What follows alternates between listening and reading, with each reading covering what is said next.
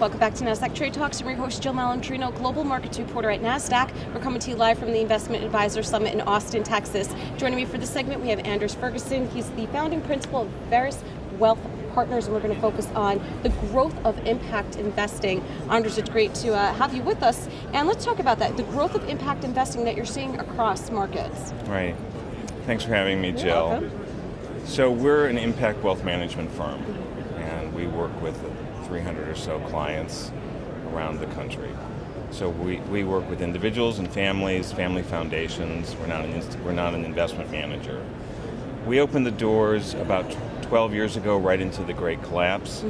At that point, if I walk through this audience, there had been very little interest in this whole topic. It was still a time of doesn't work.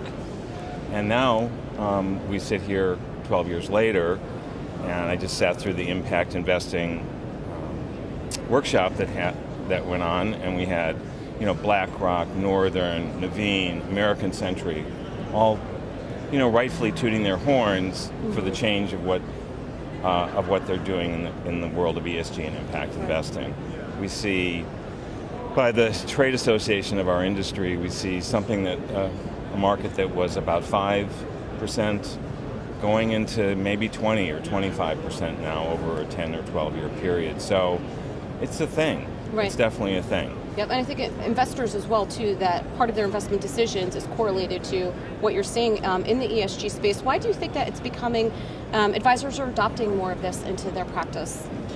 Well, I think there's several reasons. One, their clients want it. Right. And I think that's, as 20 and 30-year-olds start coming into the marketplace, this is easy for them. They didn't grow up in the fight. Right. So as women take control of more and more assets, they're not into a fight over fees or basis points. So they care about their families. So I think you're seeing these kind of changes that, and now that we don't struggle over performance and whether it works or it doesn't work, and that's largely a settled matter, it's a lot easier to have these conversations if we listen well to our clients. Right. So besides, and then, when you look around the world and our world, whether it's climate change or the food the oceans, our healthcare, people are now making connections. Amazon buys Whole Foods. I mean, that's, upscale shoppers are at Whole Foods, and they're also making these kind of investments. So all of a sudden it just becomes a thing to do. Right. And we'll learn more about women and investing and why they're targeting impact investing when we have Nicole on with us tomorrow. But what's going to happen in the next 10 to 12 years? What's new with ESG or impact investing? Right.